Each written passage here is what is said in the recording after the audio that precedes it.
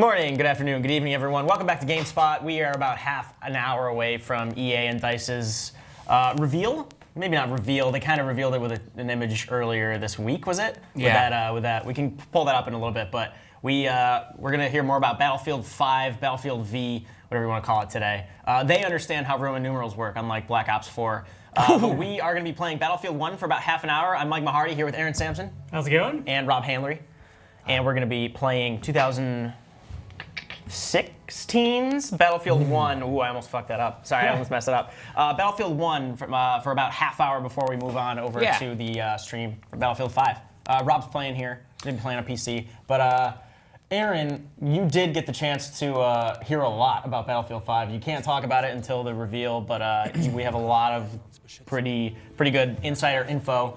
I'm hoping facial expressions don't break embargoes, because we have a lot to talk about when they're done. And that's going to be at 2 p.m. is when that embargo is lifted. So, again, they are starting the stream at 1.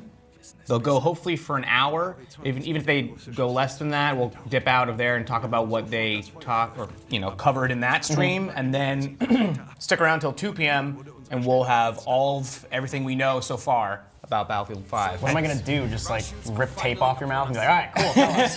I'm gonna open up this stack of notes. I literally have like seven pages of notes. I'm gonna be reading through half of it because it's a lot. So cool. Also, like we did with like Red Dead Redemption 2 and stuff, we're gonna be playing the previous game for a little bit just to kind of warm up and get back in the mood. See, this is what I'm talking about, man. I feel like this operations. So you're the only player? I'm the only one playing. I think we'll just have to do some quick play. You're gonna fight World War I by yourself, Rob. Put the 1 in World War I. That's what it stands for. Yeah, I haven't played since they brought the Russian campaign into the game. What was the name of the actual DLC and the name of the Tsar? I remember we played it at E3 and I did a stage show interview, but I unfortunately never got to go back and play it.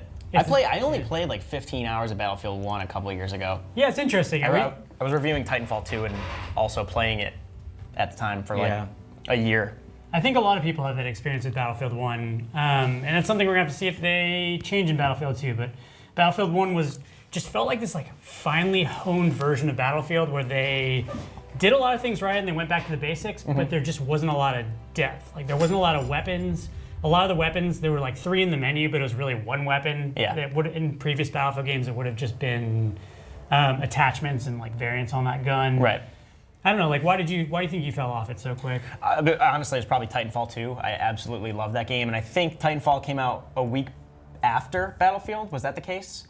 And I remember. Well, it was squished right between Call of Duty and Battlefield. Titanfall It was 2.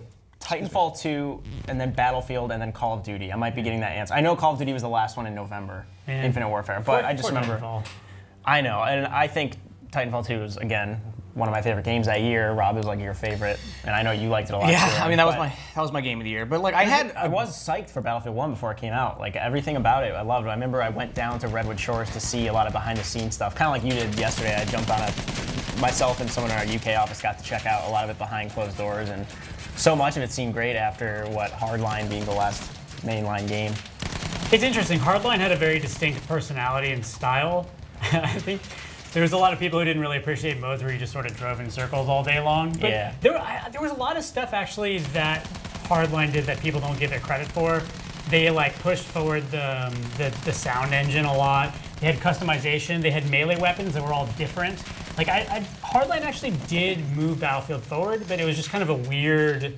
It came out at a weird time too. Like people were very into, like worried about police brutality, and it was like a police brutality game. Yeah, it was a very weirdly prescient game. And then they weren't really sure if they wanted a cops and robbers Battlefield game as opposed to just, I don't know, special forces or something like that.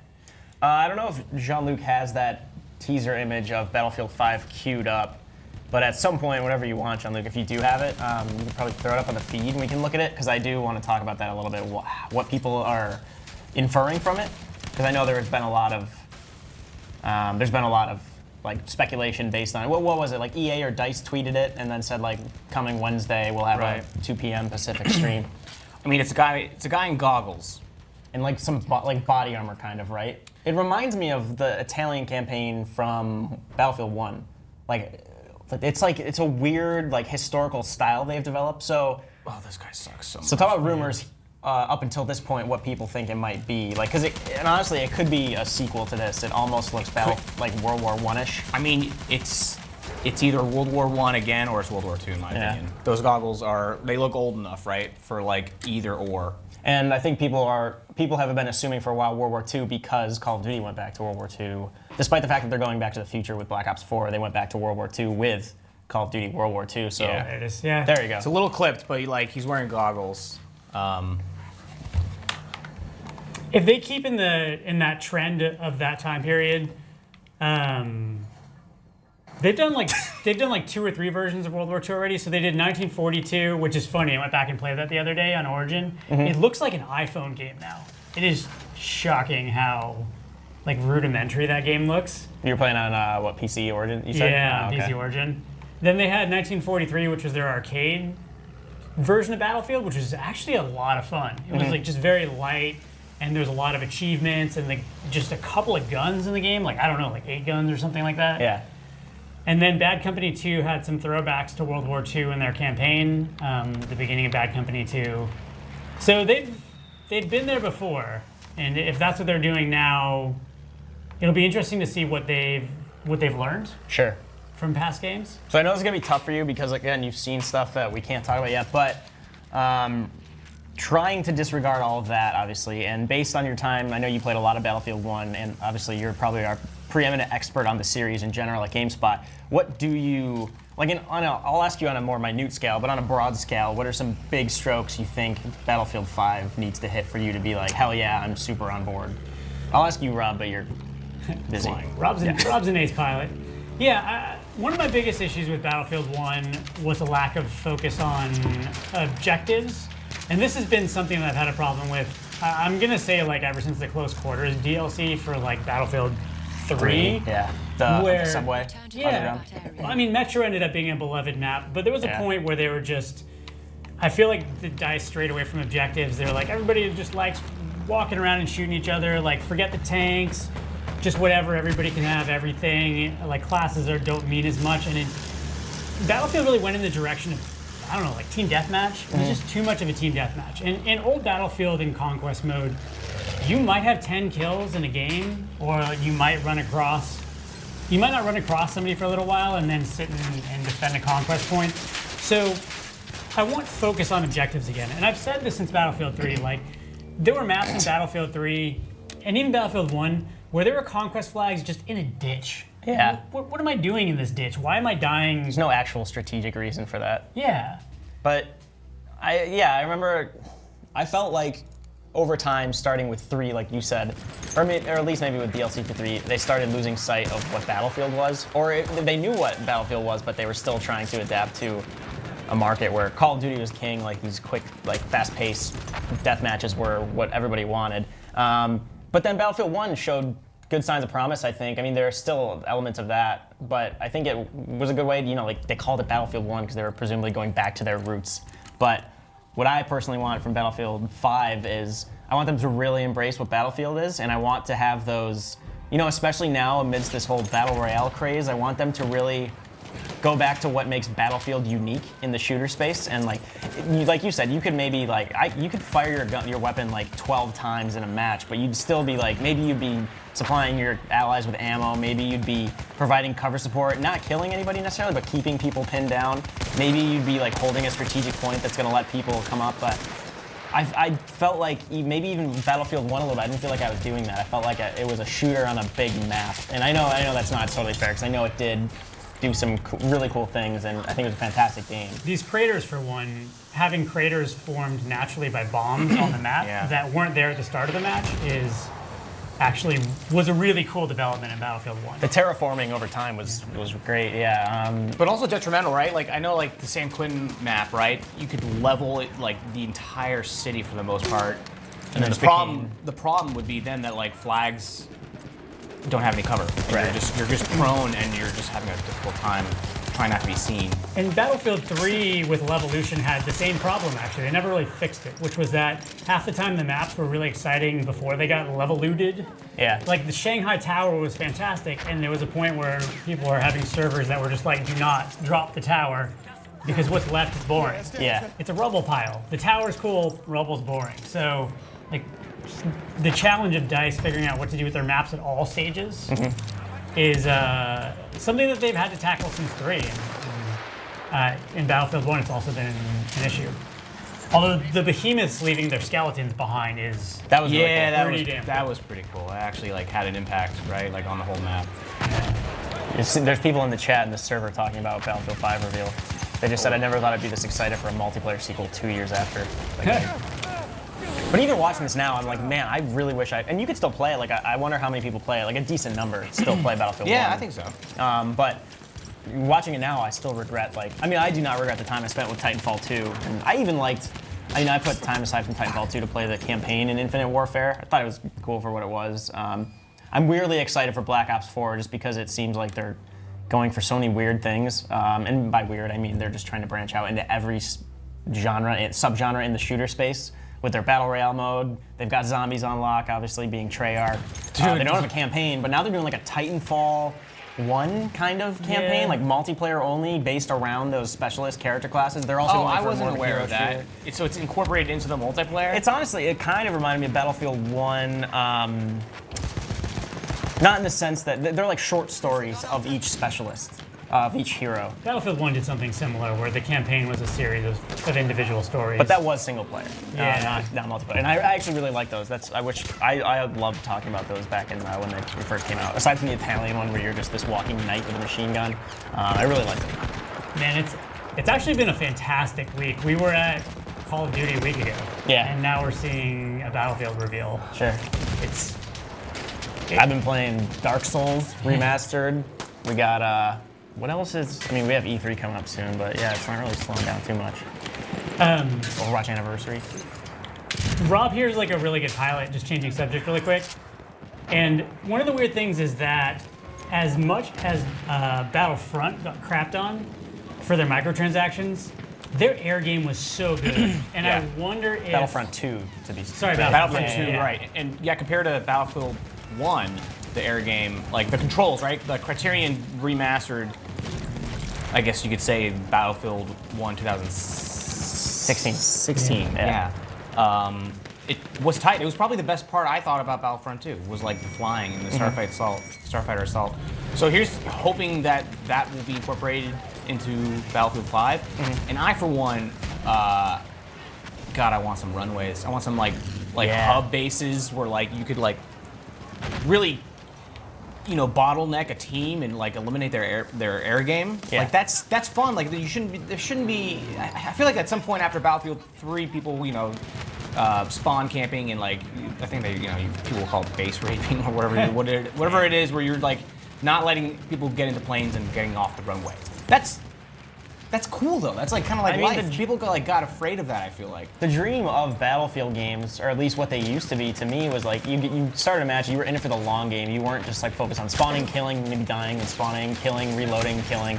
You jump in and it might take you 10 minutes to get, well, that might be exaggeration. It might take you 5 actual minutes to get to the next objective, but you spent that, going to get into the helicopter, getting your squad together, like moving to the objective, maybe like encountering an objective along the way, like your own thing. Like it was all about like that actual real-time stuff that was playing out, and not in this like, it felt less like it was this arena someone designed to throw you into, and more like you were actually, true to the name, it felt like it was a battlefield that you were kind of exploring while you played. Yeah.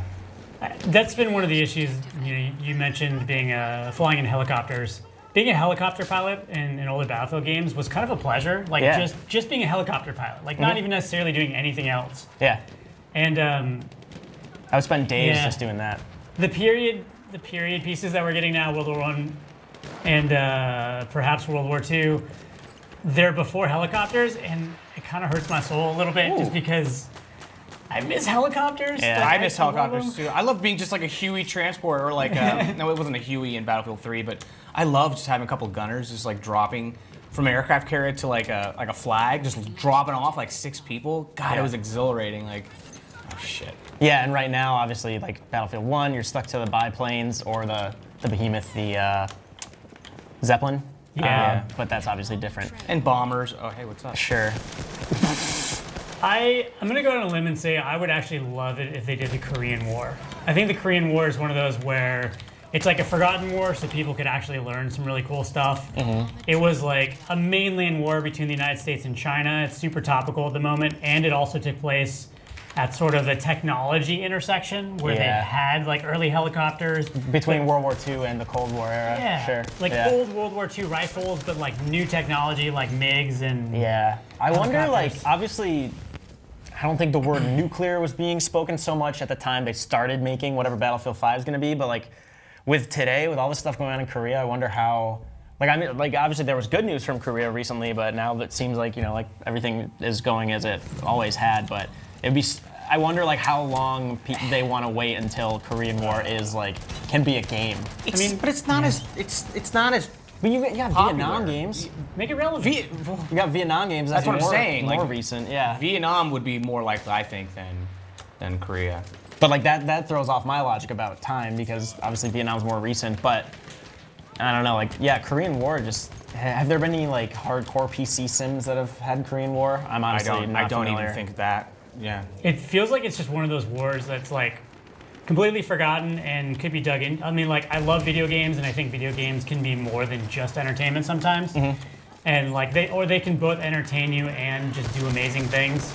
Yeah. So why not cover something in that, you know, gives you some learning? Yeah. Damn kind of horse. Are you using the Gewer? I don't think I'm pronouncing that God correctly. damn it. No, this is the I think this is the Mondragon. Yeah. To be fair, World War I is actually not that well taught either.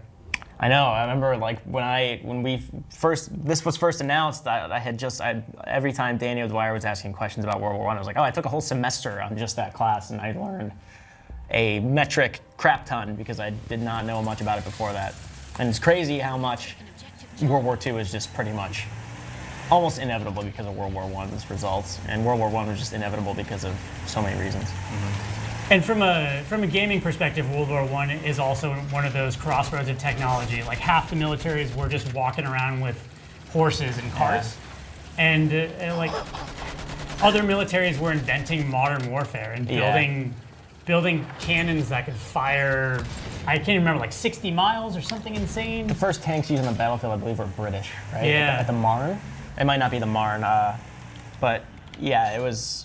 And at this time in World War I, tanks were mainly used as troop cover and pushing the line forward. It wasn't until like the Blitzkrieg warfare on Germany's part in World War II that they really truly realized the actual penetration potential that you could. Obviously, that was a totally different kind of warfare from World War I, but yeah, it would be really interesting to see what they could do with like Korea or like going back to Vietnam again. If you haven't listened to the Hardcore History podcast on World War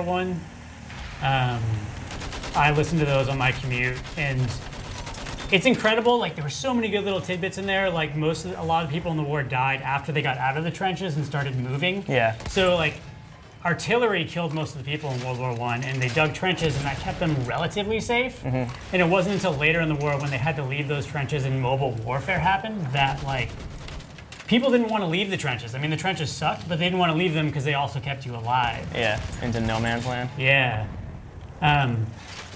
Oddly enough, like only one or two of these maps had no man's land actually Oh, really? in this game. Yeah, I feel like that was always the how do you make trench warfare into a game? Damn. Oh, is that an assault class? Don't they have the rocket guns? The AT guns. Yeah. Yeah, for those just joining in about like 9 minutes, we're just playing Battlefield 1 to kind of get ready for EA and DICE's reveal of Battlefield 5. They kind of teased it a little bit with an image earlier this week. And we will, again, Aaron has a lot of information that he can't talk about until 2 today. That's when it's embargoed, but we will be showing the reveal for about half hour, 40 minutes, they said they're planning for.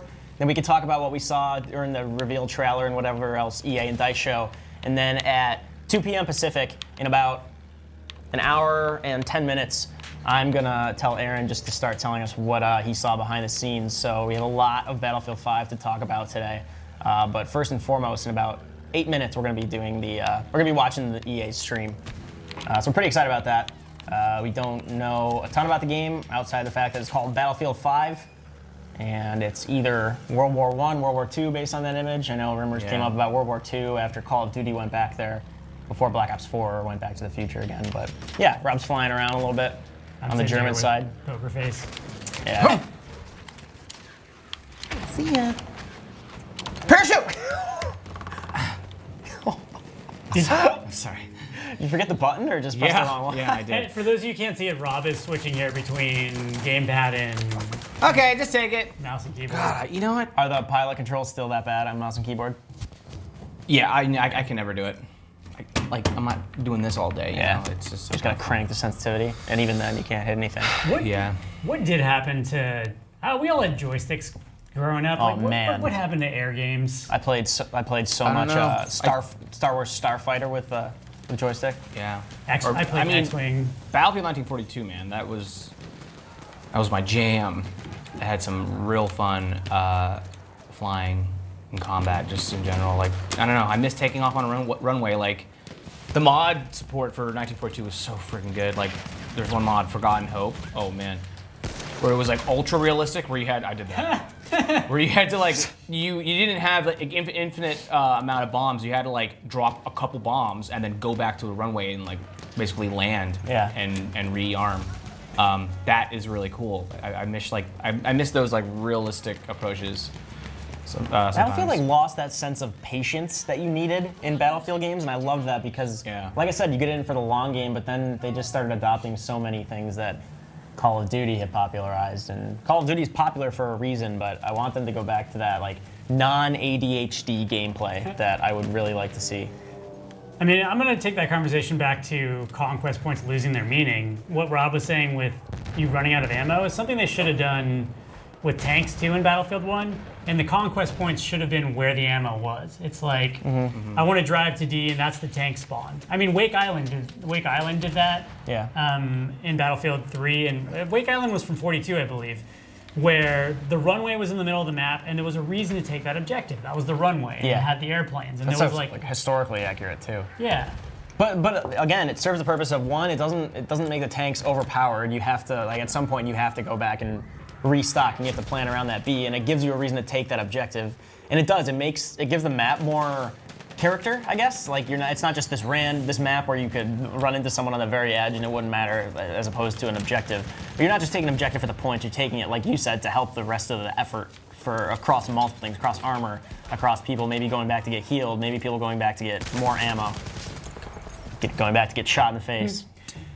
There's something about Battlefield 1 where I feel like maybe it's just the layout of the maps. I feel like you get shot in the back a lot in this game. Yeah, I can agree with that. It's kind of annoying. It's one of those things where more players doesn't necessarily equal more fun, just depending on how they're used. You brought up Operation Metro from 3 a while ago, and when they put 64 people on that map, there's like too many people on that map. Yeah. It was the ADHD style you're talking about, where it's just more kills isn't more fun. There's no story. Like, remember that time I shot those guys and died and shot those more guys? Like, there's no story to tell. There's no context around it that makes it interesting. Yeah. Elephant in the room, what do you guys think? Do you think there's going to be Battle Royale mode with this, following in the wake of, obviously, Fortnite's success, PUBG last year, and now Call of Duty Black Ops 4 has one. Dying Light is going to have that, I forget how many players. H1Z1 is going to PS4 now. Do you think Battlefield is going to follow in those games' footsteps?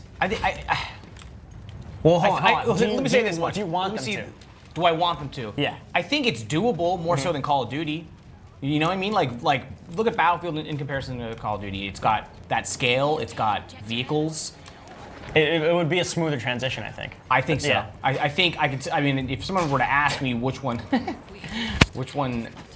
were to be a better fit, I think it's Battlefield. But would you want them to? Would you be okay with it? Yeah. Yeah. As long as it was a mode, and not like they're like ham-fisted. Like this is what you'll be doing, first and foremost. Like as long as it is just a mode that you can choose. Exactly. Yeah, as long as it's got like the staples, like conquest and you domination and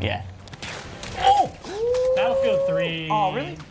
Battlefield 3's Aftermath had scavenger mode, which was very similar in style to Battle Royale.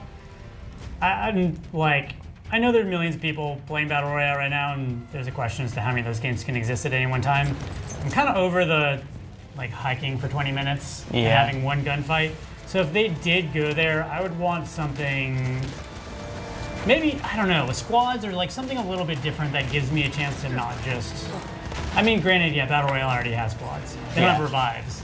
But yeah, something that lets me play a little bit more. Like, you get the same tension you do with Battle Royale with Rainbow Six Siege with like 10 times the amount of actual playtime. Yeah. The whole idea of Battle Royale is just to get you invested in a round and get your heart pounding by the end of it. That's kind of what you like about it. Yeah. Like, even if they just brought in a mode in Battlefield 5 that's like, you have one life. I don't know. Just permadeath. Like Gears of War, Rainbow Six Siege, obviously on a much smaller scale, do that. But you have one life, it makes you want to survive more, it makes you work together with people more. Something along those lines I would love as a mode, not as the entire game though. Permadeath is definitely neat. I think that's an aspect like I can be on board with. Yeah. That was actually good timing. Probably don't want to jump into another match with 2 minutes left until they drop the trailer. Oh, really? Yeah, their stream starts in, if they go right on time, EA will be showing Battlefield 5 in exactly 2 minutes. For those of you just joining, we were just playing Battlefield 1 a little bit. I'm Mike Mahardy here with Aaron Sampson and Rob Handlery, and we're going to be seeing the Battlefield 5 live stream, trailer, whatever EA and DICE decide to show off at 2 p.m. Pacific.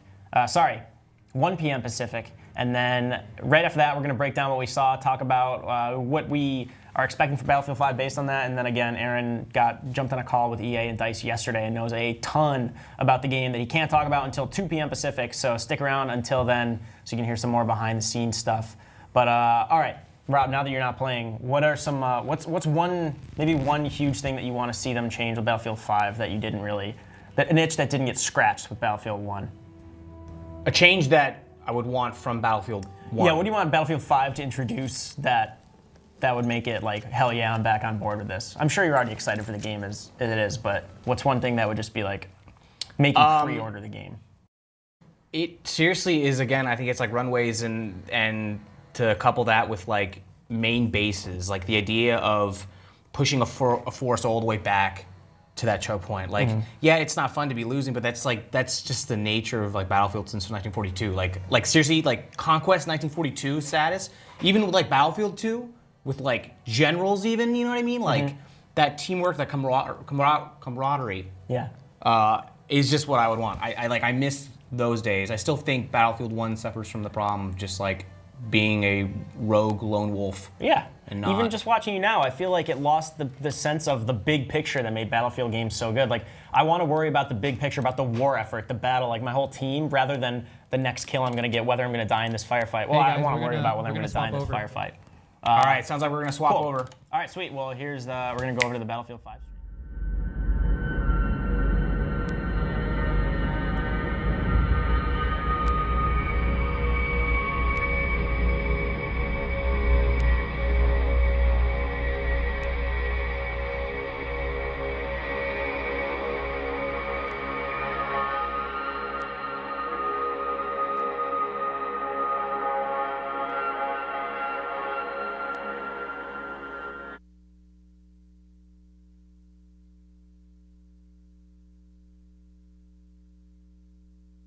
Thanks, Brad. You know, I've been playing Battlefield as long as I can remember. And over the past 16 years, these games have come a long way. From 1942 to Bad Company to Battlefield 4 and up to Battlefield 1.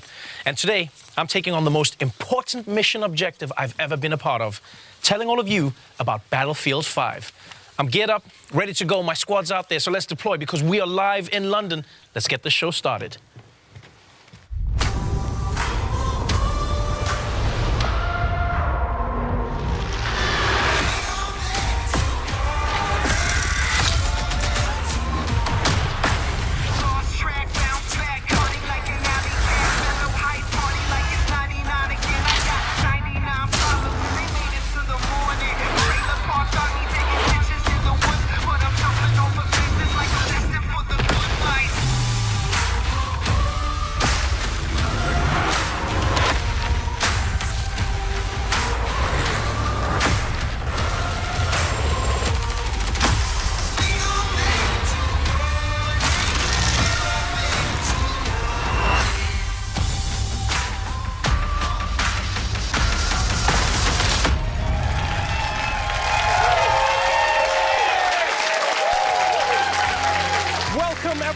to the Battlefield 5 live reveal. I'm your host for this evening, Trevor Noah, and I'm so excited to be here introducing this new edition of Battlefield, which for some reason everyone has already assumed is Battlefield 5.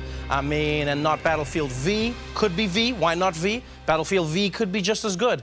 Yeah, I do love that fans on Twitter are actually changing the Vs in their profiles for this game, something my mother did many years ago, ahead of the curve. And most people don't know this, but the V in my name is actually a 5. Yeah, my name is actually pronounced Trev5 or Noah. Very unique. As a huge fan of these games, I've always loved how captivating the Battlefield is. And today, you'll see that Battlefield 5 has the most immersive Battlefield ever. If you've ever been in a battle with me, you know that I'm the most dedicated support class you will ever meet. I'm in the mud, repairing the tanks. You know, I'm laying down mines as tank rushers come in. One time, I even repaired a plane mid-air that might be alive, but I'm sticking with it. Because you see, I love that glorious joy of being the uncelebrated hero in a battle. And this game is going to have tons of moments like that. There are so many new and exciting features coming to you in Battlefield 5 that you will learn about today. The next level of large-scale multiplayer, Battlefield 5 single-player war stories, and we'll start showing you the epic post-launch journey all players will experience when the game is finally released. And you know we've got some other surprises, so why waste time? Let's get straight into it and get the show started. I'm joined now by the producers of Battlefield 5, Andreas Morell, Ryan MacArthur, and Lars Gustafsson, everybody. Gentlemen, I'm not here as a professional anything. I am here as a gamer. I am here as a Battlefield player. I am here to ask only the questions I am interested in. You have made a horrible mistake. I knew it, I told you. Let's start at the beginning. You are taking players back to where the Battlefield franchise started, World War II. Now, at this point, are you like those guys, you know, those elderly pilots that they find on an island in the Pacific, you know, who think that the war never ended? Is that who you are right now? It did. It ended. You told me. We tried to break it to you gently, Lars. But Lars, why go back to that now? To be honest with you, it's really... I mean, we yearned for years to go back to where it all started about 16 years ago. And, you know, technology has evolved and the team has gained so much experience that this is really the game we wanted to build, and that we did. It's really something the guys back home at DICE are really passionate about, the whole era. Just ask Mr. Battlefield, he was there. Right, Mr. Battlefield, that's Lars's nickname, by the way. I'm known as Madame Battlefield. Now, players have experienced World War II in so many movies and in games. It's really difficult to come up with a new and fresh perspective. What perspective are you bringing to it with this version of Battlefield? Andreas, will this be more Saving Private Ryan or Inglourious Basterds? So we've seen all the movies, you know, we play the games, we've been there. I'm pretty sure, at least I can navigate half of France without a map just by playing the games. So for us, going back to where it all began for us is really about delivering a World War II experience that no one's never seen before. Really kind of hitting on the unseen locations, the untold stories, the unplayed moments. Yeah, I mean, for us, it's really taking you on the journey from the start. And at a go, you will be able to play the German forces, the British forces, and we want to take you on that journey, you know, to exotic places like freezing Scandinavia, it's kind of our home turf, but in Norway, or rugged deserts where the battles took place in Northern Africa, or why not to the ruins of the once so beautiful Rotterdam. So it's really to take you on a journey, and we want to do this with a kind of a fresh and modern take, so really hopefully surprise the players, but also to please them.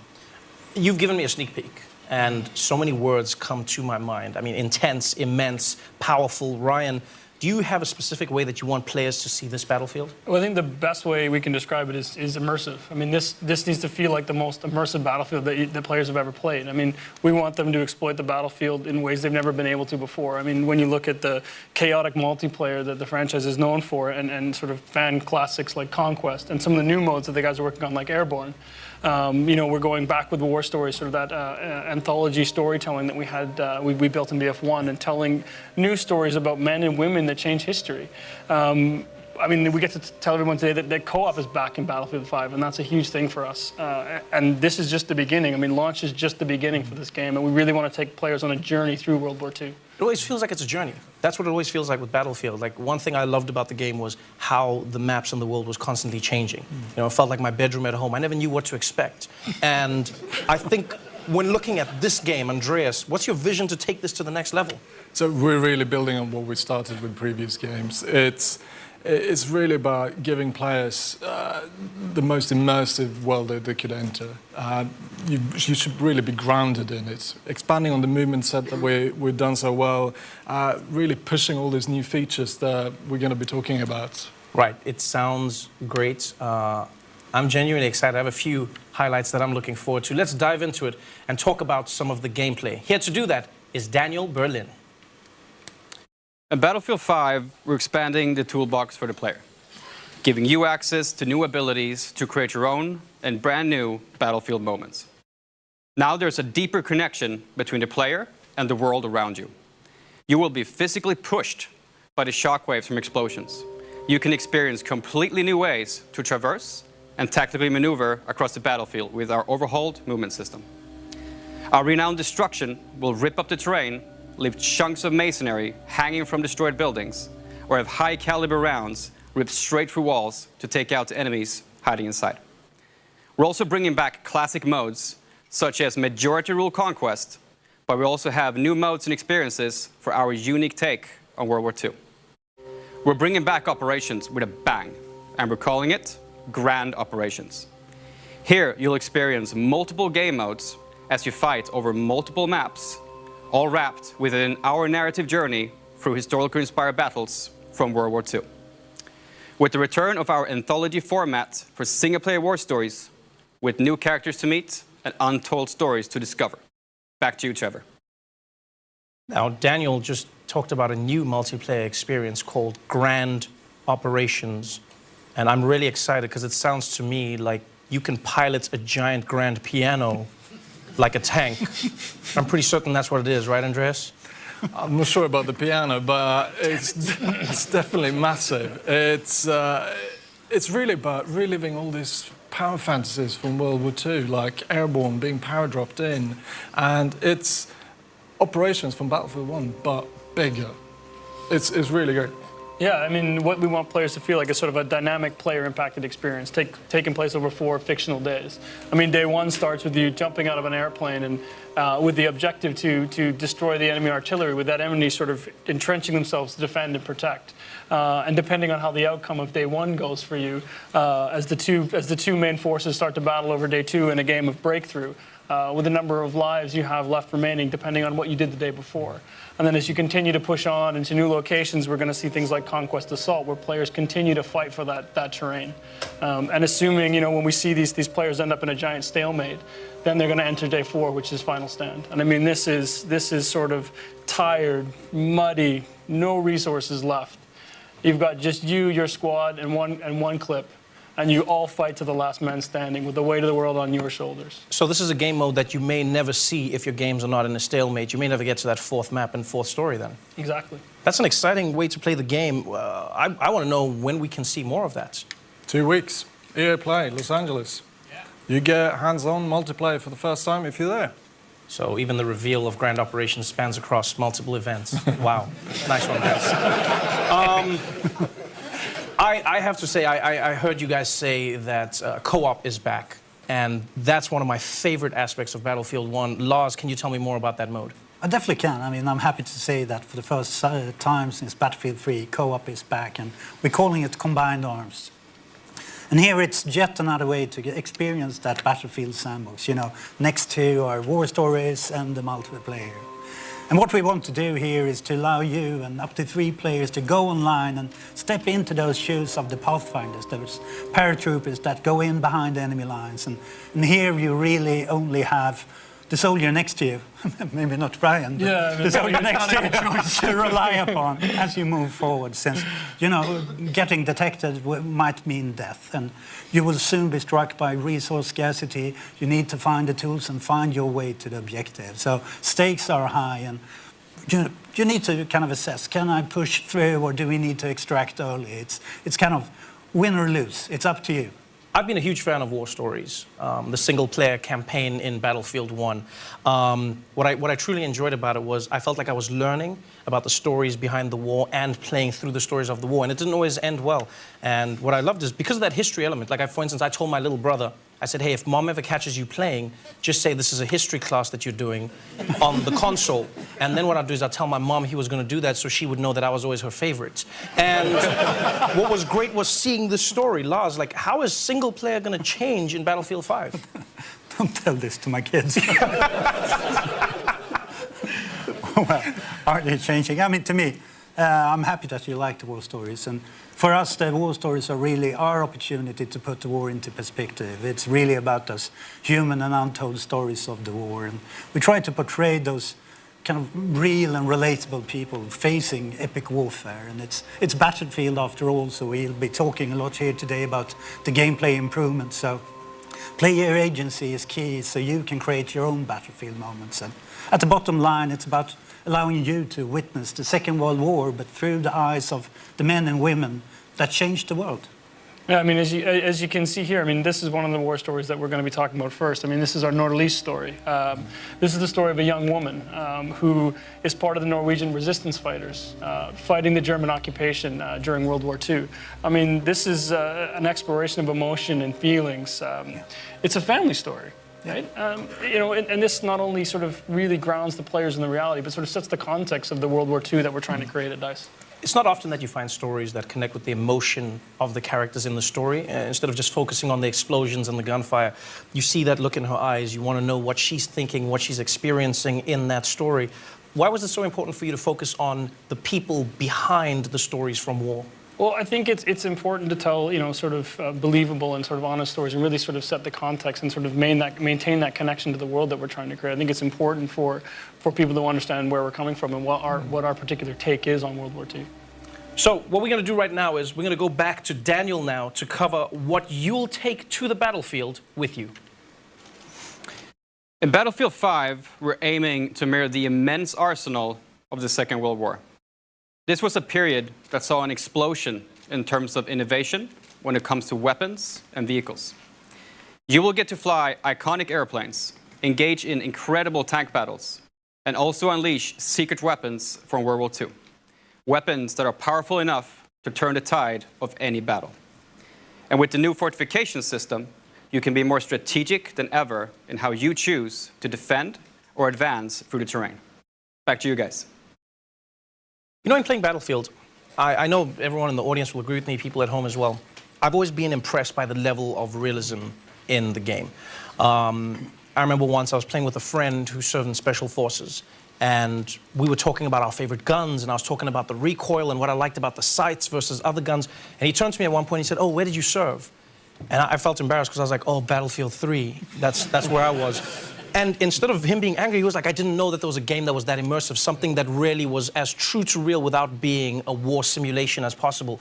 Guys, tell me about some of your favorite weapons in the game, some of the new vehicles that will be available in Battlefield 5.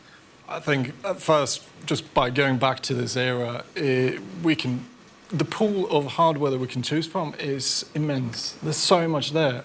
And for me, being a vehicle guy, it's really quite a simple choice. It's the Tiger 1. The Tiger 1 tank? Yeah, I think it's the most iconic tank from this era. I just think it's amazing. What do you like about it? That's a weird choice for me. Have you seen it? I think it's the best. What, like the looks? A bit, but also Are you saying that, are you checking out a tank? Have you been in a battle with that? Yeah, but I've never looked at it. I'm like, if I'm on the outside, I'm dying. If I'm on the inside, I'm concentrating. When are you looking? When are you doing this? You should try third-person camera. And just run around the tank dying, and everyone's going to be like, "Who's that guy looking at the tank?" It's come on, it's beautiful. I'll take your word for it. Yeah, good. So Andreas is a tank guy. Mr. Battlefield, Lars, how about you? I'm with you, Trevor. Yeah, you think he's weird. I know. Yeah. We've been trying to hide it, but now it's out. No, the fact that I'm also a support player. I can't hit the barn from the inside, so I need the big clips. And for me, the MG42 is really the weapon I play in the playtest. Right, my man. It has that iconic sound that, you know, it sends fear all over the map. And another part of it is the new kind of system which Daniel talked about for high-caliber weapons.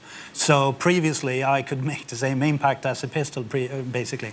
But this time around, it comes with a punch. So where the pistol gets stuck in the wall, I can rip through. So I can finally make a difference on the battlefield. Hashtag no more knocking. I like this. Yes. All right, so we've got a tank guy. We've got a weapons guy. Ryan, Well, sort of embarrassing to admit, unlike Lars, I can't hit a barn, period. So for me, it's the toolbox. In Battlefield 1, all players had a gas mask. In Battlefield 5, we're going to replace that gas mask with a toolbox. So that means I can run around the battlefield with my toolbox, setting up fortifications, and sort of really changing the dynamic of the battlefield so that these guys who can actually hit something, I can offer some value on the playing field. Wait. So fortifications, you just skimmed over that, but what is fortifications?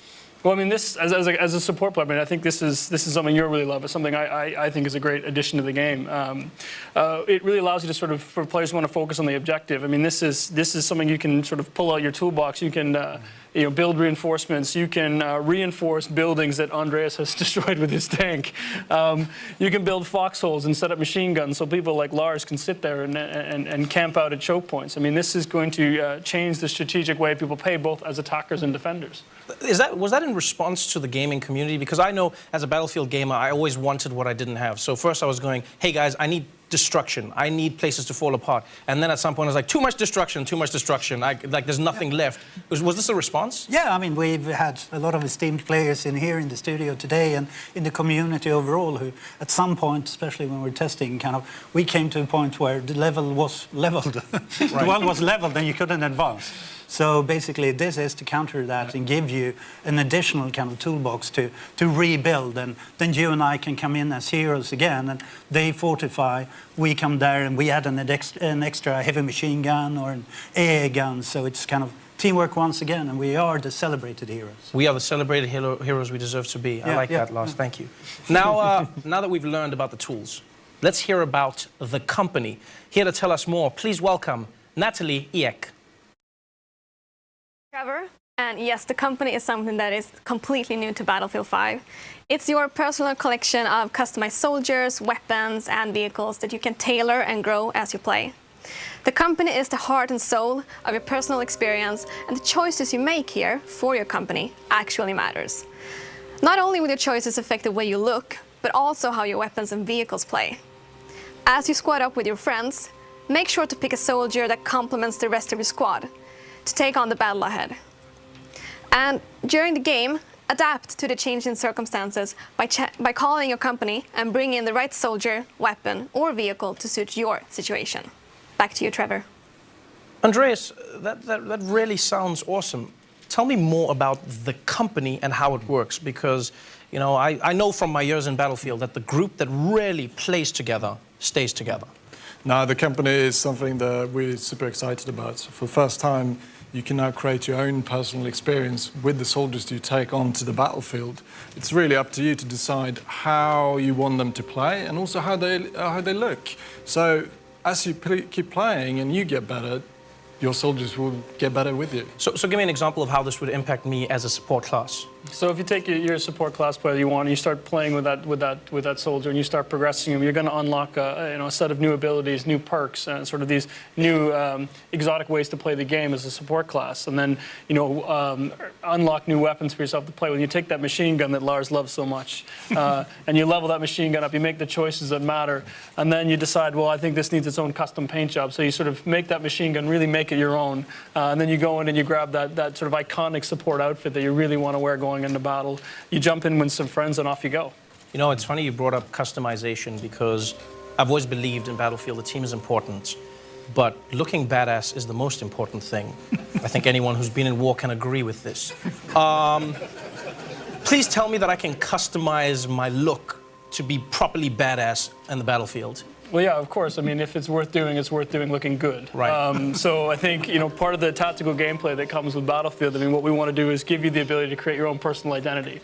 So, no more anonymous soldiers. This is your soldiers in their boots going into battle. Their own weapons, customized the way that you want to do it, the gear that you want them to wear. I mean, this is going to feel like it's your own personal arsenal. And obviously, I want to get as much of that arsenal as I can possibly get. How do I even begin getting all of this gear? You play the game. I mean, for what we want players is you get rewarded for playing the game. Yeah, I mean, it's pretty short. It's whatever you want to progress towards, your company, your class, or a specific item, you play the game. And we set out to commit to that you always feel rewarded for what you do, whatever you play. So you just play to unlock these items. Then I guess I have to ask, and I know it's a sensitive subject, but I'm still going to go there. Is this game going to be pay to win? No, you can't pay to get an unfair gameplay advantage. What if I have a lot of money? Call me. So you won't be able to pay? No. So in Battlefield, it's always been about a balanced rock, paper, scissors gameplay, and it still is. You really have to, like Les was saying, you have to play the game to earn new gear, and skill is really key. Okay, but what about Premium Pass? Will it be one of those games where I have to shell out another $50 6 months after I've bought the game? Is that how it works? Well, I guess I get the fun part of not taking any more of your money as well. But no, there's no more premium pass in this game. This means no more.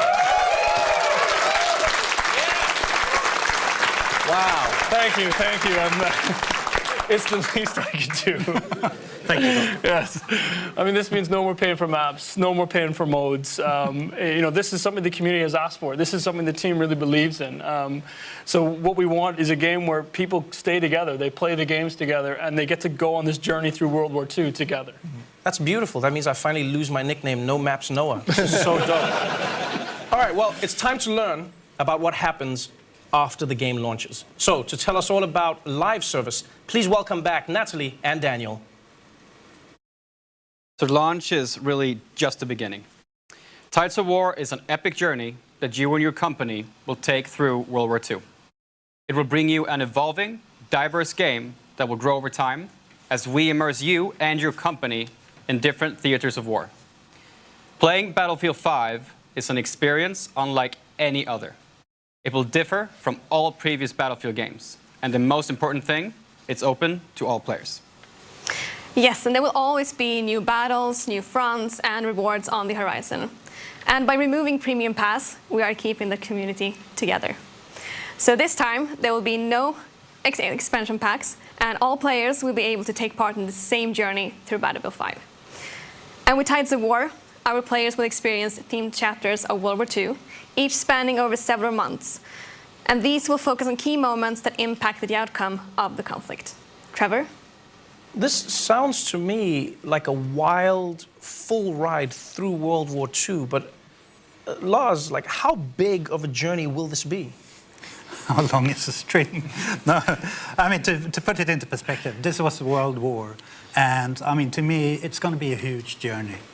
I mean, we want to take you on that journey with chapters from the history. And at the end of it, we really want you to be kind of experiences daily, weekly, and monthly events leading up to kind of the pinnacle of the grand operations and experience to achieve those special assignments, getting treated with extra rewards. So it is about keeping it fresh and constantly evolving, since what we see here and talk about here today is just the beginning. And as you play it through, you start to be taken to a new horizon, new locations, new gameplay, and I mean, stick in for the ride. It sounds like it's going to be one of those experiences where the more I play, the more cool stuff I can get. I get rewarded for my time. Is that going to be across different modes?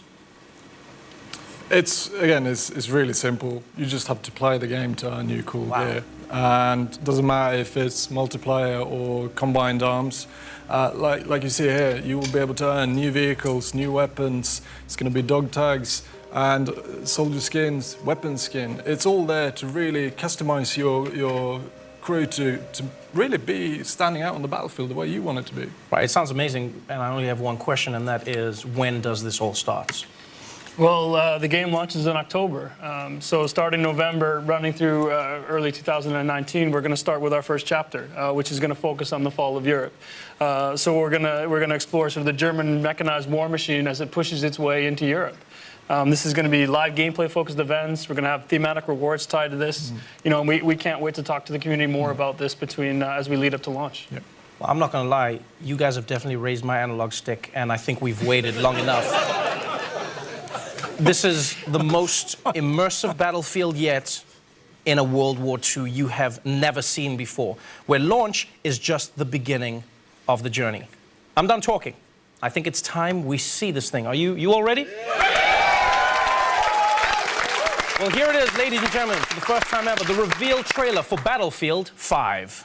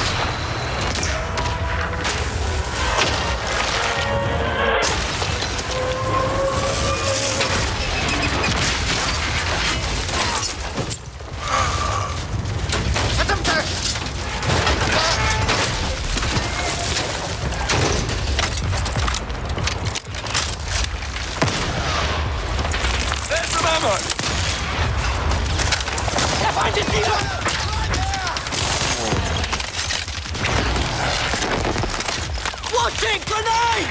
I got your back!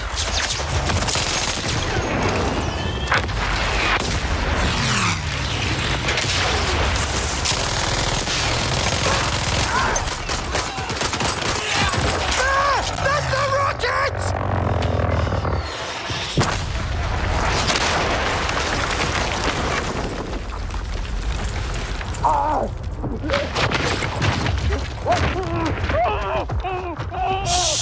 Fuck it!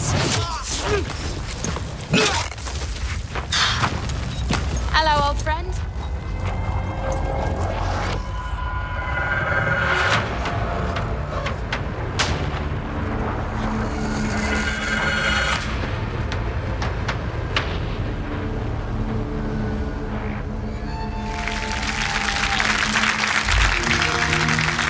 Games play best on Xbox One. Wow. Wow. The car, the thing, the man, the boo. You saw the thing, the man, the huh? I hope they got insurance. That was insane. Do you see that? We did say it. That was, Andres, I don't feel like you saw it. I feel like you've seen it before. I might have seen it before. The person jumped on their back and then started shooting while moving on their back. Yeah. It's cool. That's all I can say. This is what happens when you live life in a tank, Andreas. That was exciting. Give it up for that one more time. That was an amazing trailer. Oh, wow. So wait, so before we go, am I correct in saying there were some new animations there? There were some new moves that you could do in the game? There's a few. Yeah. Okay, thank you, Andreas. Thank you, Andreas. To be honest, I think we should thank the team back home in Stockholm for Huge call out. helping us to get to this point. I think they are truly amazing. And the fans. Again, we've been waiting for this moment for so long to be able to reveal what we've been working on. This is really packed with gameplay, and then, I mean, a lot of this is direct feedback from community, leading to a lot of these improvements. So it's a huge thank you for the support, and once again the team for doing an extraordinary job. As always. And I'm pretty sure the look on your face, hits the mark they're going for. I'm pretty Yeah, sure that I'm excited. I'm excited. Give it up for the people in Stockholm, please. Let's give it up for the people in Stockholm. Wow. Wow. Battlefield 5 launches worldwide on October 19th. In the meantime, these guys are giving away free expansion packs in Battlefield 1 and Battlefield 4. So just head to battlefield.com for all the details. And next up is EA Play on June 9th, where you'll see multiplayer for the very first time. I hope all of you are as excited as I am for Battlefield 5. To watch that trailer again, go to youtube.com/battlefield. And if you want more info, join some of the team here with Xbox, who are hosting an exclusive post-show on mixer.com/Xbox. That is our show for tonight. Thank you so much for joining us, everybody. I'm Trevor Noah. Good night. Wow.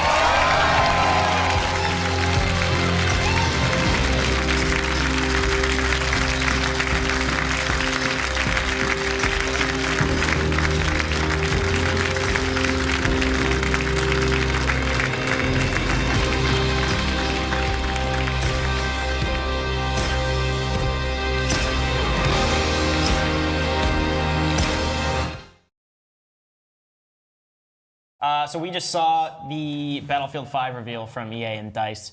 We got the chance to, I don't know, I was kind of underwhelmed a little bit with what they showed, but again, E3 is right around the corner. So they did give us a taste. World War II, confirmed, it's official. We have a lot to talk about, but I want to start off with that. Are you happy about the World War II returning to that, or I don't know, what did you even want it I'm to be? stoked. I mean, I wanted World War II so bad, Yeah. always. 1942 is like one of my all-time favorite games.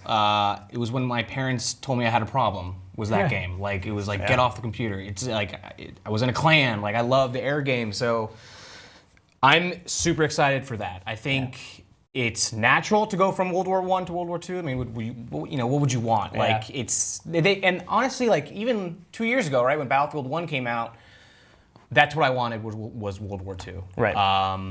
It was a cool change of pace in a way to go somewhere new and refreshing, right? Like it was like, oh, World War I. Who's ever seen that represented in a game? I think that was pretty neat, but you're kind of limited. Like we've talked about before, like Battlefield 1 was kind of a World War II game. You know what I mean? It might as well have been. It was like semi-autos, like air combat in World War I was never that intensive. I don't even think they used blimps to that degree ever. Tanks weren't just like mobile cover; they were actual like battle tanks in Battlefield 1. Yeah, and were ultimately just used for trenches and were a snail's pace, right? So they kind of got away with it. And I think here it's like full on, even testing the waters now as time has gone by for so long, right? Like, sorry, we're doing other things here, but yeah, like I think I'll let you try to bring up the trailer. Yeah, sorry about that. I do. Like while we're talking about World War II, I wanted to mention the Tides of War is what they're calling it. So the game releases in October.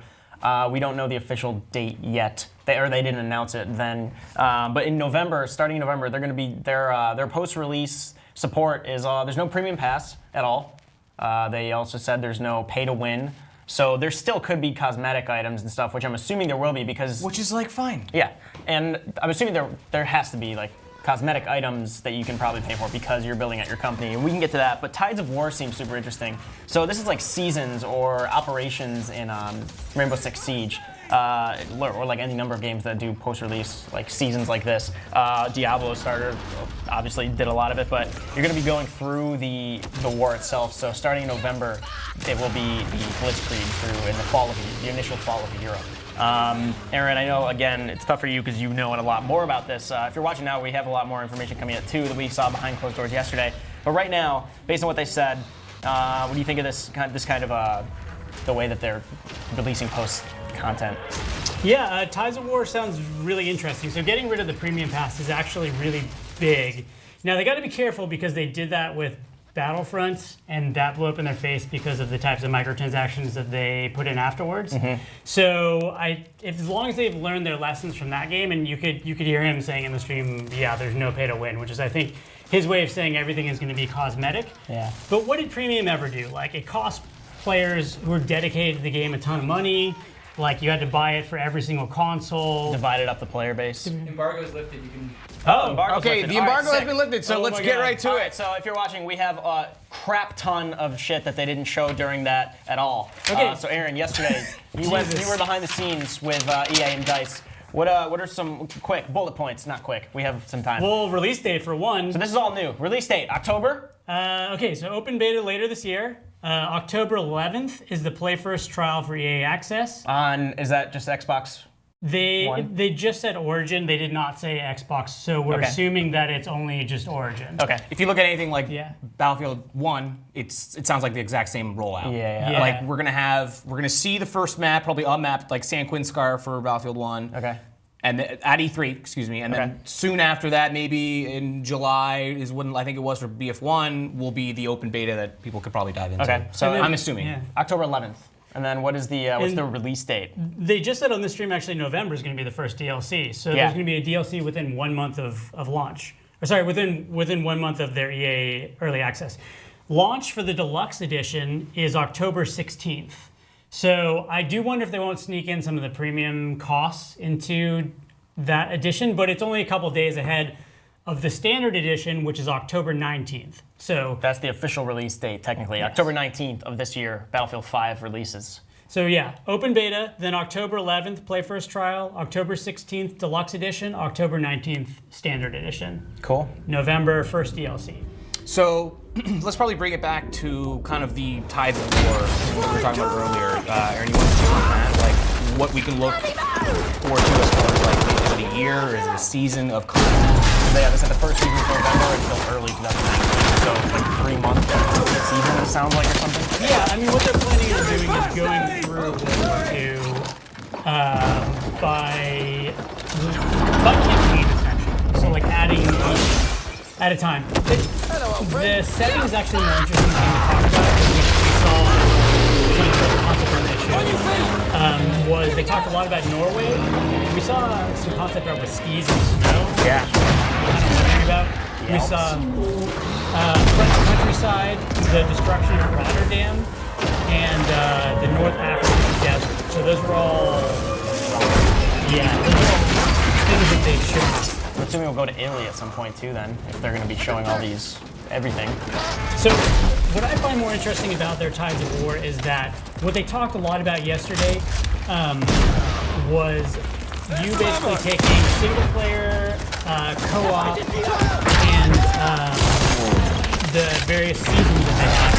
And that all ties into your unlock tree. And This time around, you actually are not locked into, you do not create a specific order. You can actually pick out if you want, or whichever you want at a time. Okay. So it's more like Hardline, where you are earning currencies, and then you could like choose. Okay. So that's almost like that's kind of again like Rainbow Six Siege with weapon attachments, or it used to be. Now it's different, but and yeah, mentioning customization, they talked about you're building out not just one character or like 4 classes. You're building out an entire company. And one minor thing, or not minor thing, but one thing they didn't really touch on was that this is the first time you could play you have playable women in Battlefield game, which is pretty cool. She had a fucking claw. Yeah. She killed like 12 people, so she seems badass. But you're building out an entire company. This is cosmetic items. This is they said you'd be like building classes within that company. So it sounds like it's a collection of loadouts, if I'm not mistaken. But you can customize their appearance as well. So there is the full range of customization this time around. So you can customize all of your characters, like helmets, face paint, arms, jackets. We saw like a sick. That one jacket. I wish we had a picture of it. Fucking. Oh, that jacket. Yeah. There's so much going on. The most cliched 1940s. I love it so much. He only got like one kill. Shoulder holster. He only got one kill and died, but man, did he look good. Yeah, all of your characters can be male or female, so you can pick gender. You can also pick weapon customization. So, like in the trailer, you saw a muzzle brake. Even that MG42 had like camo. I want to say leaves on the barrel. I thought that was debris from the explosion. Oh, was it? It maybe was. Yeah, just like it was camo. It was camo. Oh, cool. Yeah, Okay, cool. Sweet. Awesome. So customize all your weapons, more like Battlefield 3. Yeah. The weapons, by the way, now have actual recoil too. So they talked a lot about their guns in this game. When you fire the weapon, there's no more of like imaginary recoil where you see it jump up and down, and the bullets are going right to the top here. Yeah. Where you aim the gun for the bullets. So you'll actually see them go like tick up a wall as you aim in that direction. It's really, really cool. Like the recoil will have like actual like aim drop, right? Like you can like find yourself shooting up the sky. Yeah, where the gun aims is where the bullets go. There's no like, random deviation at all. Is there going to be over long distances? Will there still be bullet drops? They didn't say, but it's always been a staple of Battlefield. Sure, yeah, I imagine that would be the case. So yeah, we talked about customization, soldiers and classes and weapons. We talked about that. Tides of War we talked about. Yeah, you mentioned Norway, which is pretty cool. Like it seems like they're going for those forgotten campaigns. But I do want to talk about gameplay stuff because you said that when they were talking to you yesterday about that trailer, the trailer was meant maybe in like subtle ways. The trailer seemed like an action movie to me, but it was a teaser, and again, E3's right around the corner. I'm sure we'll see more, but the trailer showed a bunch of things that you noticed that I didn't because you saw a lot of behind-the-scenes information. You noticed a few things in the trailer, specifically the way squads were working and how she respawned back on him. Can you talk about that? Yeah, and in a second, I think we're gonna try and grab the trailer. I literally like have a page and a half on just that trailer. Okay. But why don't I know Jean-Luc has it up. Why don't we just kind of slowly inch our way through it? Because Aaron, despite that being clearly not straight gameplay, it was scripted and there was HUD on it. But as to reiterate again, there are things that trailer is representing that you can do in the game. So why don't we just run it? So there's a horse head. Okay, let's just, can we just stop at times? Okay. Yeah. So this is let's go a little bit further. So this is a horse head statue. You see like teddy bears and loot. This is very likely tank customization. It's probably part of their live service, so they have like timed events where you can pick up special customizations. The tank is disabled. You get, like, trophies and ornaments for your tanks. Yeah. Hell yeah. Eagle hood ornament. That's sick. Customizable tanks. Eagle claw. I'm gonna be the most ridiculous, flamboyant-looking person. Hell yeah. You should be. The tank, by the way, is disabled, which is something they have had free. So that here, we'll go ahead and stop here. So that explosion in the hallway was showing the physics in the game. So you see some of this in Battlefield 1, but it blows and the chandeliers fly everywhere. That's part of their like destruction system, and you'll see it in a second again with the tank, where the tank goes through the house. And they mentioned that you yourself, the player, will get blown away like a few feet, right? Yeah. So you'll see a lot of the stuff that I loved from like Bad Company, where there's like dirt in your face or you're getting rocked by explosions. Yeah. So the tank's been disabled. They run in the house. We immediately see customization here. You have your female protagonist. This is multiplayer, by the way. She's got a hook hand. You see like face paint, war paint, dope jacket, little dope jackets. They immediately go into close quarters combat. By the way, she's British, and she's rocking a Thompson SMG. He's got a silencer, a suppressor of some sort on his. Yeah, so go back. You missed that part, too. Right here. On the left, bullets are coming through the walls. So this is a new feature in the game, whereas before you could only shoot through doors in Battlefield 1. Or remove the whole wall with a tank, right? Exactly. Like contextual bullet holes is pretty big. So it's even more like maybe like Rainbow Six Siege. So the LMGs in particular can go through walls, which is really cool. You can just rake walls when we think there's people in here.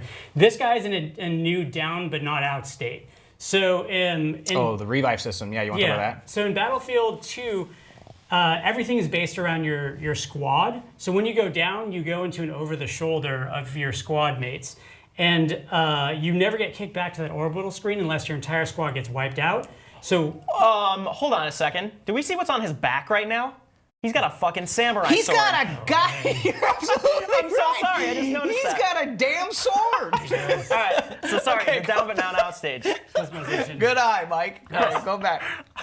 That might rival the hook hand. Yeah. Okay. Sick. So down but not out state, you have two buttons that you can press. One of them is call for help and one of them is give up. Okay. This gets even crazier because actually now people in your squad can revive you. Not just the medic. Everybody. Everybody can revive you. But That's so cool. They can't give you health. Only the medic can give you health, and only the medic can revive people outside of your squad. That's cool. Okay. So everything right now keeps you in your squad. Also, it's funny, when the lady got shot in the beginning and went down, that was what she was in the down but not out state. She wasn't actually dead. Oh, okay. Also, I don't know if you mentioned that apparently you can drag, or did you say that already? Yes. Yeah, so this is huge. So I like to think of the revive system incorporated with this new mechanic. This is confirmed they're going to do this? Confirmed, yeah. They're going to allow players to drag and pull a downed player behind cover and then administer a revival. Because if you're not a medic, it's going to take you a lot longer. You're going to want to get your downed player out of the line of fire, if that makes sense. So you can drag downed players. Which is so cool. Like, I've always wanted to be able to drag players behind cover before reviving. Yeah. Jean-Luc will have to go all the way back to the house, so we're just going to call out a lot of stuff in here. We see a little bit further back, we see an execution from behind as the player comes up the stairs. So that's returning is the instant execution from behind. Then we look over, this dude looks out the window and we see a tank rolling on the house. This trailer's pretty cool. With destruction. So this is part of their new fluid movement system. Horse nose, go back. Yeah. Yeah, talk about this. This is really cool. Okay, so in Battlefield 1, it's super awkward. You run up to windows and you gotta whack at them with your shovel and hopefully get through. No more. So now you run up to objects, you press a button, and you do things like leap through second story windows and roll. This is an actual feature in the game. This is the rear prone. So the developers love prone. They talked about this for half the time. So you can now fall on the ground and crawl backwards, or fall on the ground and slide sideways. And there's full 360-degree movement from the prone position. So you can do this. You can crawl backwards and shoot, or run and slide and crawl backwards and shoot. So this running and jumping out a window and rear sliding, that's all in multiplayer. Man, or I don't know if you could do this, but can you imagine doing a rear prone jump down a stairway as you're firing backwards? Like Trinity crashing through that window in the first That's exactly right. Hugo Weaving chasing you. There's something right there too in the background, the towing. Actually, so we're not even done with that scene back there. This is just so Private Ryan, by the way. Keep going back with to the Ed Burns. So the tank coming through the house, they have a new destruction system on houses. So it's not canned at all. That has physics. When a tank goes through a house, all the debris will go in the direction that the tank goes. But they also said there's crazy stuff. Like if a tank shell hits a house, it'll blow it. But if a tank shell goes through a window and blows inside the house, that's a different type of explosion. And it'll blow stuff out of the house, out of the back of the house. Damn. And after this house is destroyed, then we're going to get into the fortification system where players can then rebuild that house with sandbags. So here's light vehicles, stop right here. So that is the towing system. Oh yeah, this is so, sorry, go. Okay, so as part of the fortification system, teams have headquarters. And in those headquarters, there are tanks and things that you can tow. So what is this, like an 88 flat gun? Sure. So you can go to the back of the base, go hook up a flat gun to a tank and drive off, and your buddy can be in the flat gun shooting while you're driving. Right. So that's so cool because you have people building up these fortifications, which we'll see in a second, And then if your team gets like held up on a fortification, you can go back to your headquarters, grab a buddy and a flat gun, and go like reduce it, which is so cool. Which also means you're never going to know where the flat guns are on the map because people can tow them. I mean, if you can imagine too, if this is like a towing feature, whether it's at launch or down the road, you could probably tow other things, right? Or like, take off and land in planes, maybe, if they're going to introduce that like slow movement aspect. We hope. I mean, or like a glider, like like D-Day Invasion, where they had gliders with like jeeps and stuff and those things. Like that could be something down the road. Like if that's a prominent feature, right? Like this towing mechanic. That tank also had like a wood log strapped to the side, which is more customization. Yeah. So you brought this up. This is there's an event happening maybe, and this is if you can imagine the middle of the map. If this is a levolution type thing, or like the bridge blows. Like this seems to be very pronounced action here, right? Like jeeps and vehicles flying off of the bridges here. So they didn't specifically say a levolution, but in concept art, we've seen this bridge whole. Yeah. So I think there's a good chance that was a levolution event. If you go back just real quick to the plane crashing and the dude getting thrown. It's a Messerschmitt Bf-109, by the way. So this is, Rob's our air guy. Oh, I can't wait. So this is likely physics in the game. Again, this is a representative trailer. Like we haven't actually played the game, so I can't confirm any of this hands-on. But the dude getting tossed, and then the airplane lands and the pilot gets out. If this is in the game, and I'm not confirming this part because they didn't talk about planes, but that'd be sick if you could crash land in this game, and like get out. Dude, that's a really strong point, because that is something that is, I would say, has never been done before. Like, and that's also, and Aaron, we talked about this like to death, which is like in a lot of Battlefield games, and I would say arguably since 4, there has been a separation of air game and ground game, where you feel a little disjointed. You're just doing some strafing runs, and then you're getting shot down eventually by more or less another pilot, an enemy pilot.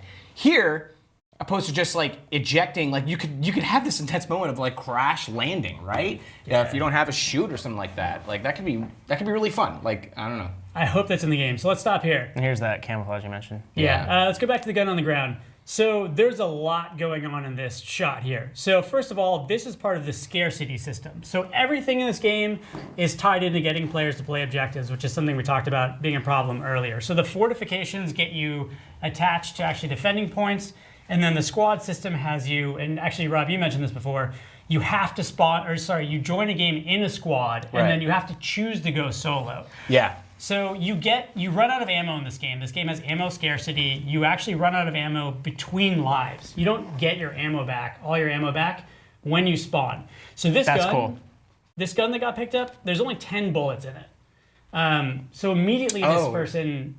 No, 10 out of 50. Yeah, sorry, 10 out of 50. So like maybe one drum, right? Right. So this person immediately needs a support class person around, or they need to get to an objective to pick up ammo.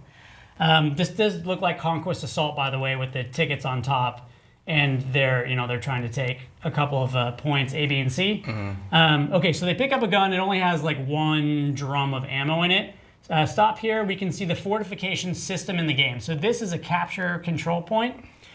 Those sandbags are in the game. So the players are there physically building this fortification on a control point. And that's something like everyone can do, is build... what's the list? You can build sandbags. You can put up boards. Trenches. Barbed wire. Was it tank teeth? Tank teeth. Yeah. So was that for like anti-mines and stuff like that? Is that the idea behind tank teeth? Yeah, to stop tanks. Just so you don't get bulldozed. Okay. Actual fortifications, not something you put on a tank. Got it. So these are at set points on the map. They're not like completely dynamic. They are at all the major control points on the map.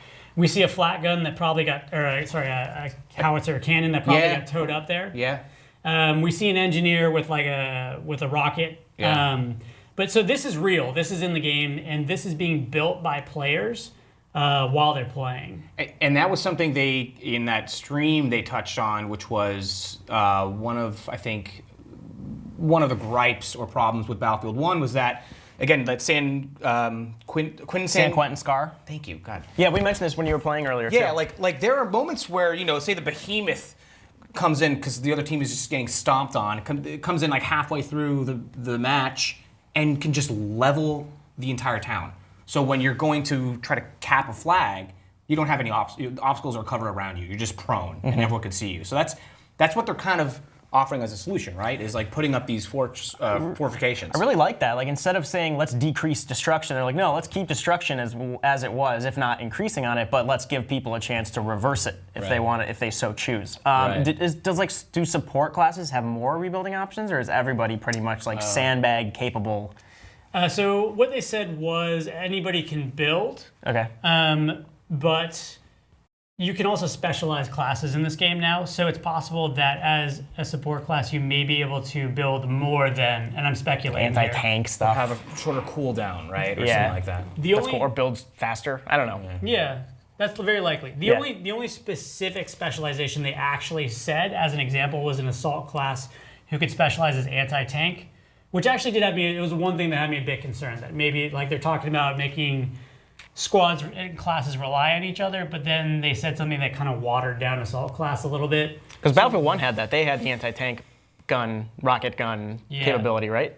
For assault class, Yeah. They did. There wasn't really an engineer class. But it hardly had enough rounds to actually stop a tank, so you needed a support guy next to you dropping ammo. Right. Okay, let's dive back in. Yeah. Okay, so this gun is fully customized. You can see it has a leaf camo. It has a muzzle brake. It probably has like a custom stock. It's got a bottle opener. So this is part of, again, they're like, it probably does have a bottle opener. This is all part of their fluid movement system. So that assault class player, he just picked up and threw a grenade back. That wasn't his grenade. Oh, I missed that. So that was, if you want to go back real quick, that was part of probably a specialization. But that was a toss back. So it comes in, that's an enemy grenade. Oh, damn. Cool. And we can also see like the large battle going on in the background. A lot of this part is showing the prone system. So this is all the moves you can do while you're prone. He's like crawling, spinning. His gun is constantly up while he's prone. Can we rewind that once? I mean, whatever, it's a video game, but this guy is one-handing an MG42 crawling, getting kills.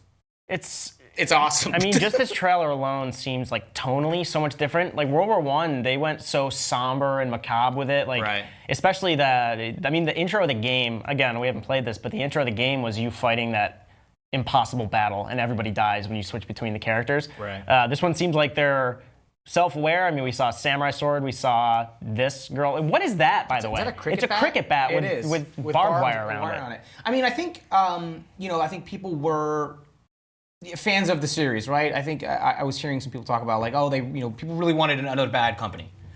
Maybe this is kind of tonally pulling some of that, frankly, just like fun, into the game. Even them like saying like being self-aware enough to say he's like. Or what did she say? She's like, I'm not dead or something. What did she say when she gets shot at the beginning? I forgot what she said. She's like, someone says she's hit. She's like, no, I'm not, or whatever. I don't know. She responds. Yeah, she just got shot in the stomach and she's talking. And she's got a claw hand. Yeah. Yep, sorry.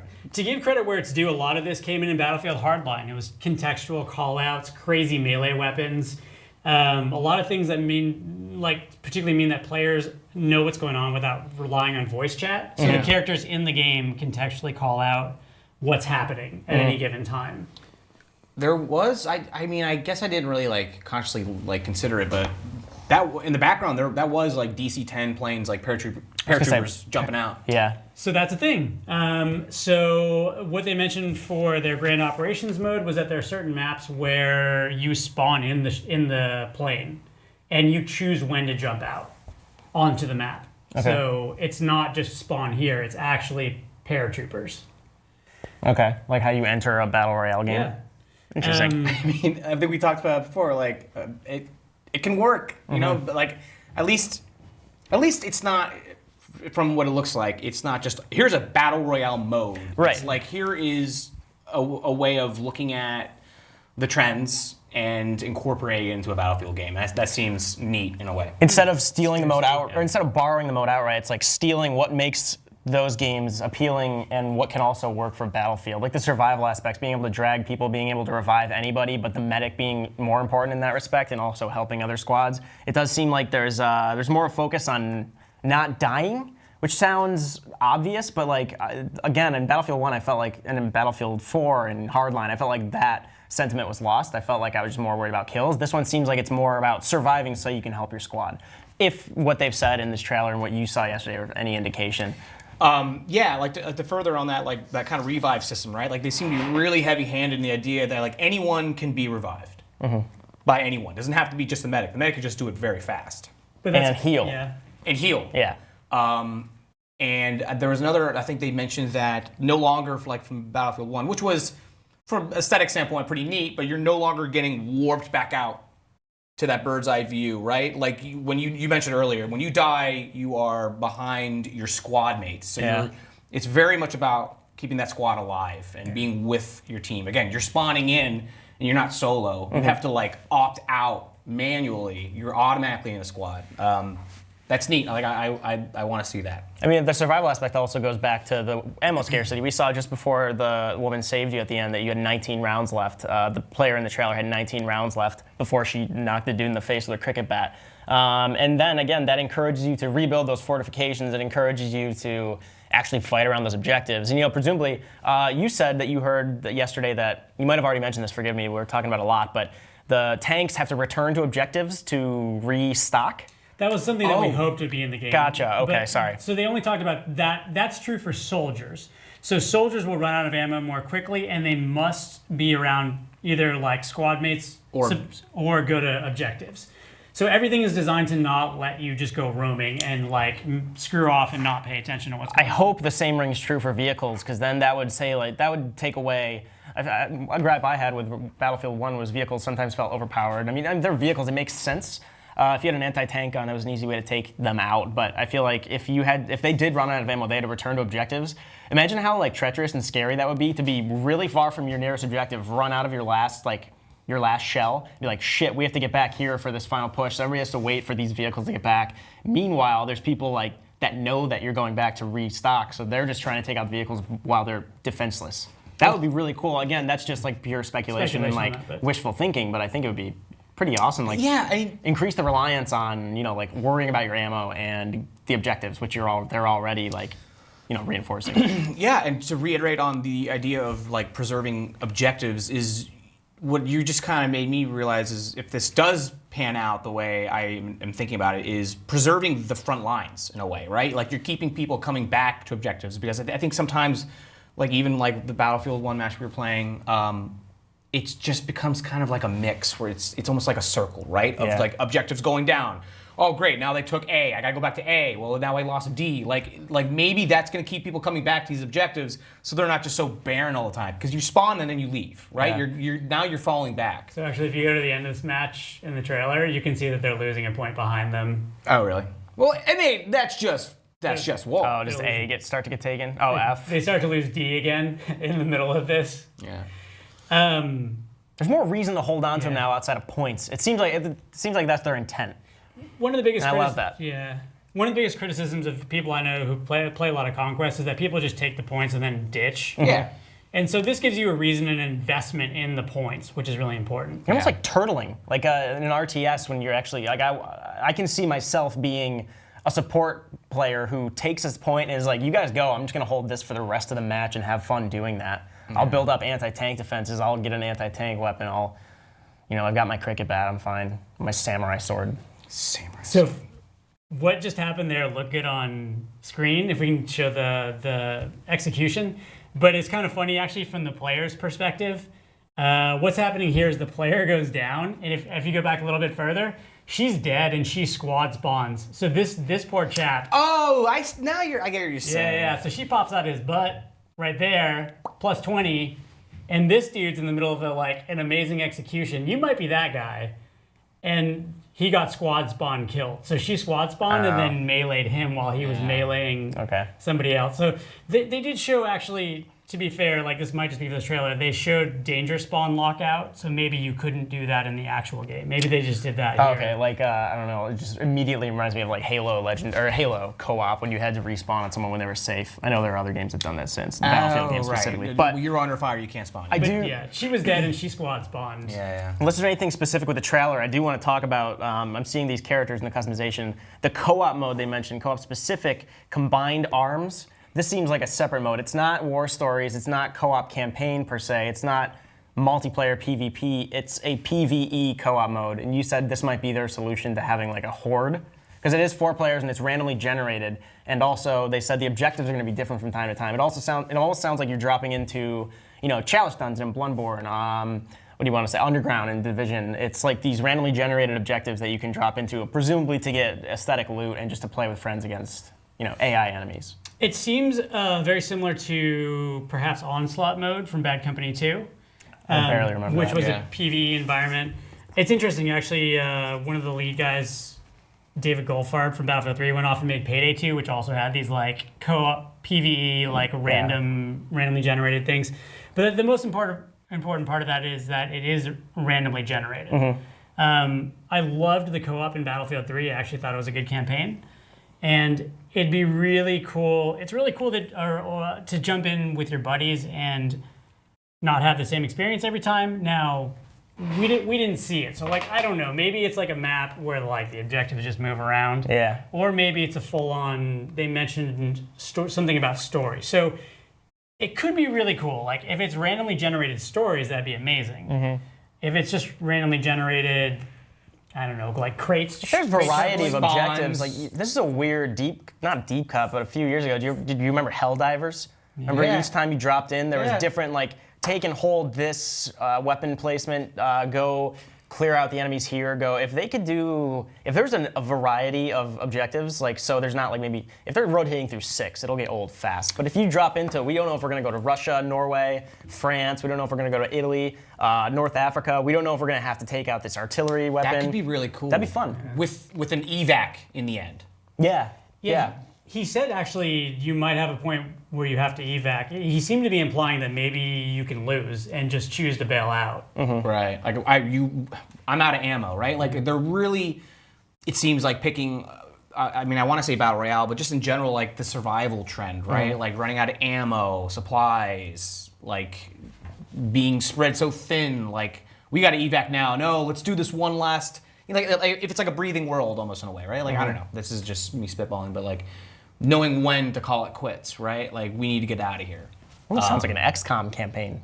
Like, different objectives you're actually trying to accomplish, and you can evac if you think you're screwed. You can just get out. Right. But that sounds cool. I really do like the idea of that. They said War Stories is their equivalent. Or no, was that what it was called in Battlefield 1? War Stories?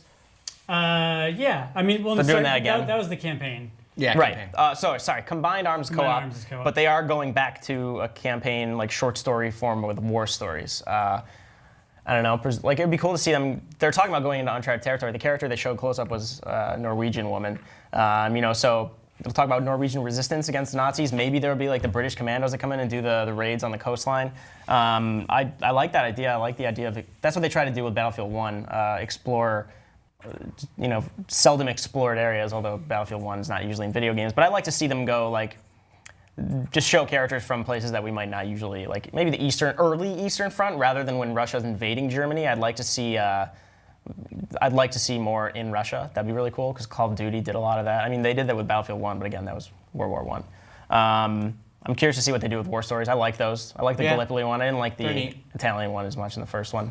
So, I might get my facts wrong on this, and Aaron, you will have to help me out. But the idea I don't know how much we touched on it, but the idea is that throughout, the DLC that's free that will be coming along are like different like factions or countries that are being entered, right? And with them come planes and iconic weapons and stuff like that. Like that is the case? Like will like Americans be brought in like a little bit later on? Or is that all going to be launched? Have they touched on that? They haven't said what factions are going to be there. We know in here we at minimum saw British. Yeah. I think what they touched on a bit more with that seasonal content was like timed events, It sounds like they're following like the Overwatch, Rainbow Six Siege model. I'm gonna go out on a limb and assume that like a lot of the cool customization you get will probably come from those timed events. Yeah, anniversary events, like holiday stuff. One thing they did, this was everything we saw today was European theater, concept art included.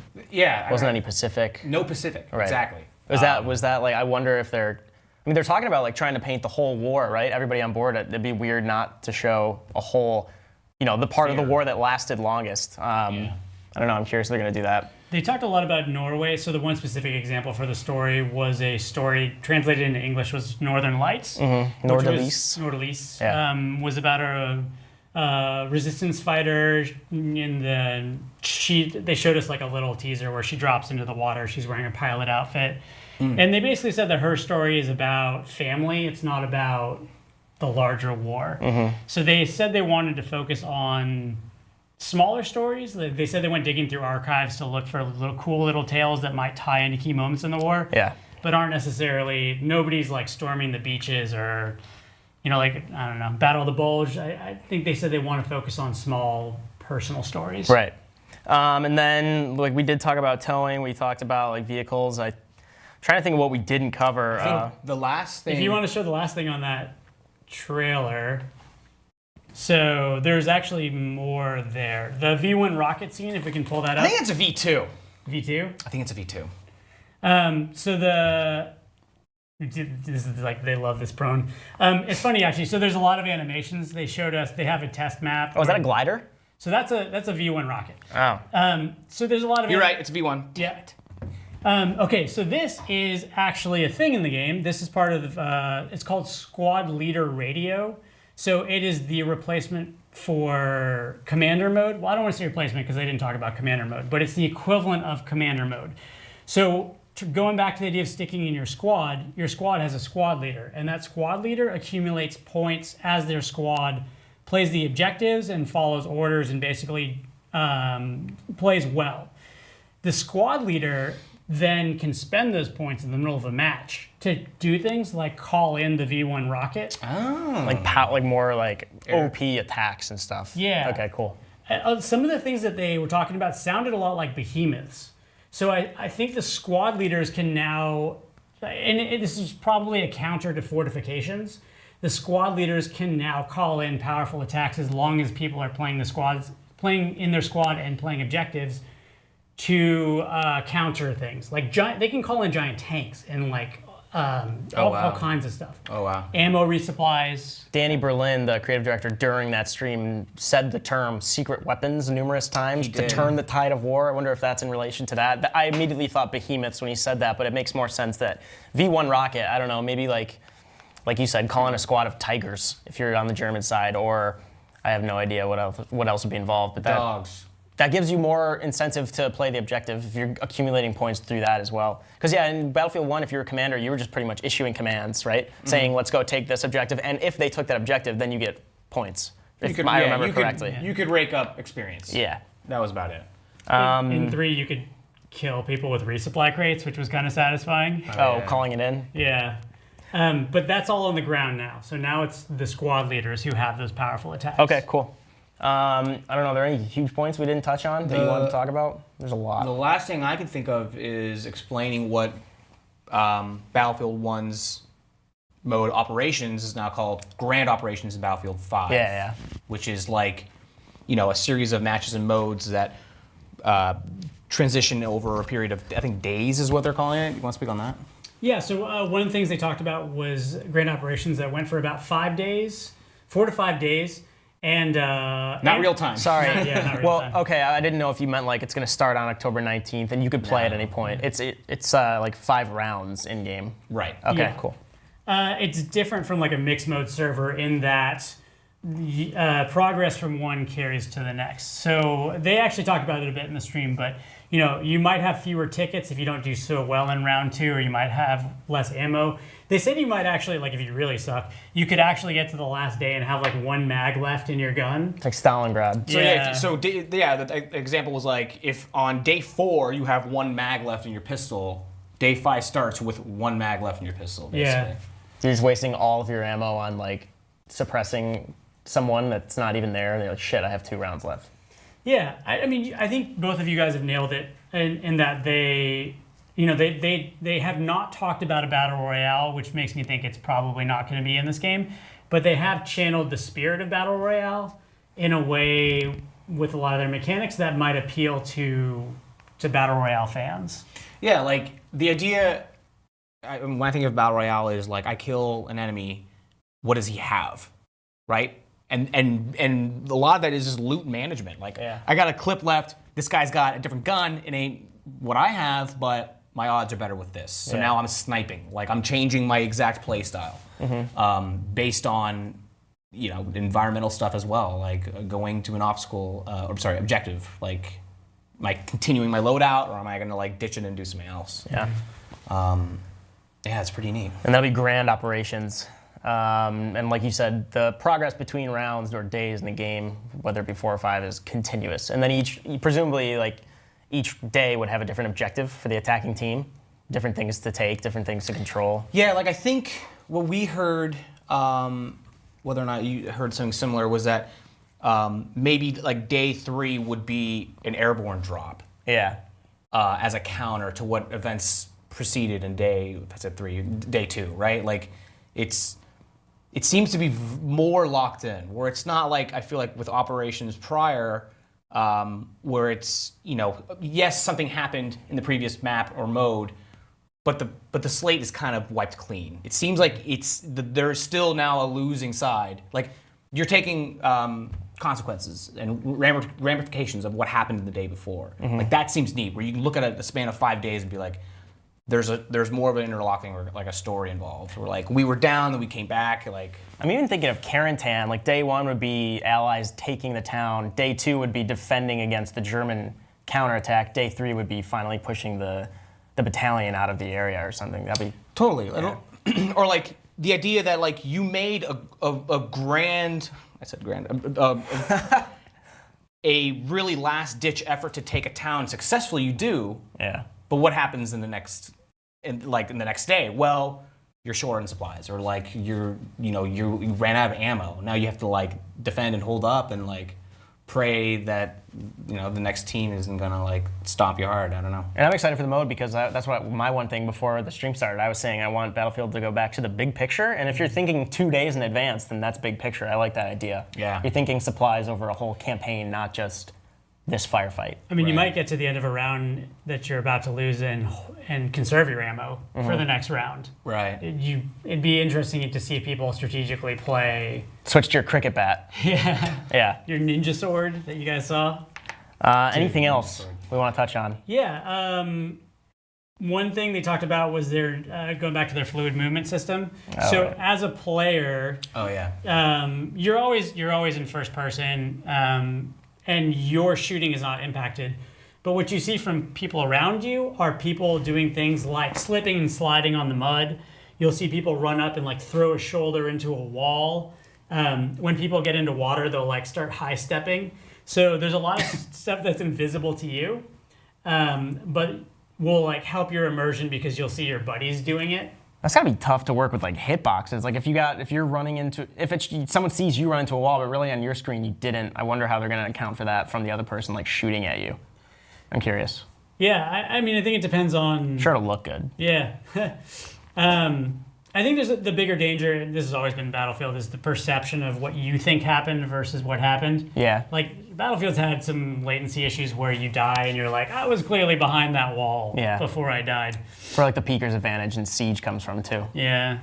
Let me flip through some notes really quick just to make sure I haven't, because like there's so much to talk about. Yeah, you were on like an hour phone call yesterday. Yeah, it was actually like a 3 hour. So they talked for half an hour thing here, and we were on for 3 hours. They talked a lot about 1942 being their big influence. I'm just gonna hit some random points here. They talked about dynamic weather being in the game still. They talked about amping up destruction. Let's see, we were talking about customization. Gun recoil, which we talked about earlier, where you shoot is where the bullets go. Sorry, Rob, that was the V1 JB2 rocket. So it was a JB2 model. That's where you were getting the two. I get so confused okay, with the two. Yeah. So specifically, you're both right. You were right. No, I was not. I looked up. V2 is it just looks like a giant like Looney Tunes ass rocket. It's nothing like what we're looking at. I mean, it is really cool how people get thrown, like Bad Company. Like, you get all that dirt and the concussions. Even, like Battlefield 1 had that really cool aesthetic, right? Of just like mud and grit and stuff getting on your gun. Like one moment, some dude like blew up in his face and there was blood all over his MG. So that's cool. Yeah. So the commander abilities were the rocket, supply drop, smoke screen barrage, heavy weapon battle pickup, and these sounded like the behemoths: the Churchill Crocodile, which is the British tank, and the Sturmtiger. Cool. Sturmtiger. Sturm. That's the German one. I'm assuming there'll be more. That's the ones you heard about. Sure. Okay. Yeah. So that's just more specifics. Cool. I am really curious about. We did see a number of weapons in the game, but I'm curious how far into prototypes they will go. Yeah. Like, that is one thing. Like, how far? Because they were jets by the end of World War II. I wonder if they're going to go that far, or if that's part of their like season of content. I think that's down the road. I mean, you look at any game, even Battlefield 1942. The expansions were Road to Rome, and then Secret Weapons of World War II, which had freaking helicopters, which that was not there. But yes, that's the like end of the war had the the German Messerschmitt 262 and the British like Meteor. There were jets towards the end. So yeah, it would make sense for that to be like a later update or something like that. Fly jets. Yeah. Other small mechanics, so there's no more auto spotting, they said. I think Battlefield 1's tried to crack down on spotting. They actually limited the range in recent DLC, so you can't just like look at a hillside and spam spot and see where everybody is. So there's no auto spotting, that's limited. That's cool. Jumping. Right. Dolphin diving. So, like, you mentioned you might be able to run and like slide down a stairway backwards while you're shooting. Get up, Trinity. Get up. Get Total Trinity moment. Get up. So they said you can jump from the apex and down. So, like, if you leap, you can't shoot in the first part of your jump, but you can do the second part. So maybe dolphin diving will make a comeback. I hope not. For people who don't know what dolphin diving is, that's jumping and then going prone. You could do that. Gotcha. You could do that in Modern Warfare 2. Was that like a big deal? Oh, okay. You're jumping out windows, shooting. That makes sense. I didn't know that term. It's kind of like drop shotting, but getting back up. Yeah. Talking about the Matrix, yeah, just like running and doing these like dives. He's beginning to believe. Gotcha. Sweet. Next thing is gonna be barrel rolls.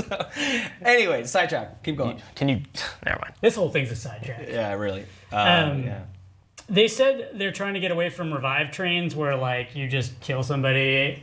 You kill a whole squad except for the medic, and then they just all revive each other. But then, like, a sentence later, they're like, oh, anybody can revive anybody. So I don't really know how that fits together. I love that. But maybe it's like when squads get wiped, everybody gets kicked to orbit, and that's what they're talking about. Yeah. But they're trying to avoid that frustrating moment where you have a great plan. You kill everybody except for one person, and you die, and then they just revive everybody. There's got to be just like a longer respawn. Yeah, cool. Yeah, something like that, where the incentive to revive someone is very heavy-handed, opposed to like you're like 40 feet away from me, I could get back in quicker by respawning, right? Like I think that's something they're trying to avoid. Yeah. Just to dial back, you mentioned like the dolphin dive, but there's also no auto vaulting, right? Or auto mantling. So you have to like, I would imagine like almost double jump or time it correctly to like jump over a fence or climb up on a ledge. Trip and face plant if you don't. Right. They didn't. I'm not sure exactly what they were getting at there. I think the issue was that maybe people getting stuck on things. Oh. Or like, I don't know, what they were saying was they were trying to make more fluid movement. So you don't have those awkward moments where you're like banging on a window trying to get out. Oh, I misread that then, okay. But no, you're correct. There's no auto vaulting. So you have to press a button for it to happen. Got it. So maybe they were worried about the fluid movement system where you like accidentally hit a window and go through it. The drunk effect. Yeah. Whoops. Wednesdays. 3-story building. Hang on, guys. I need a do-over. Yeah. But yeah, like in general, that movement system seems really cool. Okay. Dang, I think that's it. I think Damn. Time. So that's a combination of what we saw in the trailer, what they said on stream, and a ton of what you heard yesterday. If you joined us today, thank you so much. If you're on GameSpot or YouTube or Twitch, we will have more on the game. From what we know so far, Dave Jewett in the UK office was at that event that we just watched on the stream. So we'll have more coming out. I'm sure you'll have much more to talk about, Aaron. I don't know, maybe we'll do a few like videos or something when the time comes. And then, of course, E3 is, what, 3 weeks away or something, if that? And we'll all be down there in Los Angeles and up here in San Francisco covering all the press conferences and hopefully seeing more Battlefield 5. Absolutely. And by that, I mean we definitely will. But thank you so much for joining today, Rob and Aaron. Thanks for joining. I had fun. Thank you so much. Thank you guys for watching. Yeah. I'm pretty excited for it. October 19th, is that correct? And then and then Deluxe Edition you could play October 16th, and then October 11th if you have EA Access. That's the Play First trial for Battlefield 5 on Xbox One, PC, and PS4. All 3 platforms on October 11th. Great. Thank you so much for joining, and stick around GameSpot for more from Battlefield 5. We'll see you then.